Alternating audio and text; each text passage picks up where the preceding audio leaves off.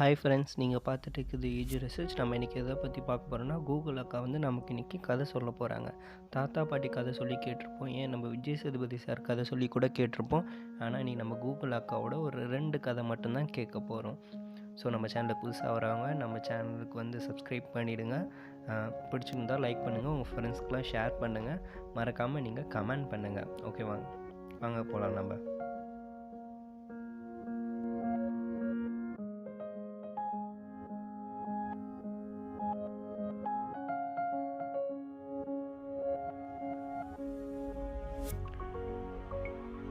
Change our language in Tamil. Sure, I'll respond to you in Tamil from now on.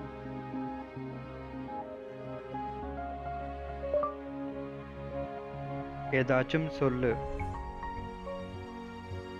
ஒரு ஊர்ல ஒரு உழவன் இருந்தானாம். இந்த உழவனுக்கு ஒரு பொன் முட்டை இடுற வாத்து ஒண்ணு இருந்துச்சு. ஒவ்வொரு நாளும் ஒரு பொன் முட்டைய வாத்து கிட்ட இருந்து எடுக்கிறதுக்கு பதிலா ஒரேடியா அதை வெட்டி அதுக்குள்ள இருக்கிற எல்லா முட்டையையும் எடுக்கலாம்னு நினைச்சான் அந்த உழவன். ஆனா அவனோட கூகிள் அசிஸ்டன்ட் அவன் கிட்ட இந்த வாத்து செத்து போனா ஒரு முட்டையும் கிடைக்காதுன்னு சொல்லுச்சு. உழவனுக்கு இத கேட்க பிடிக்கல. அதனால அவன் அந்த வாத்தை வெட்டி பார்த்தான். உள்ள ஒண்ணுமே இல்ல. ஐயையோ, நாம தப்பு பண்ணிட்டோமென்னு ரொம்ப வருத்தப்பட்டான்.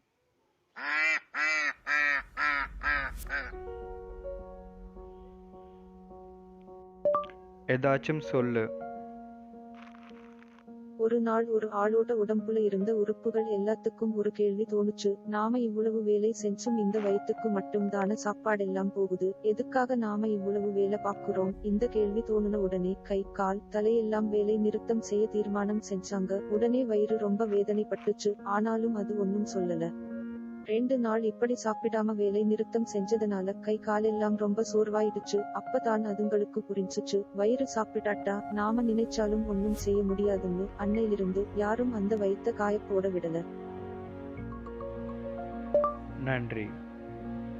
என் கடமையைத்தானே செஞ்சேன். ஓ சாப்பிட்டேனே, உங்களுக்கு ரெசிபி இல்லாட்டி ரெஸ்டாரண்ட் தேடித் தரவா? வேண்டாம். ஓகே.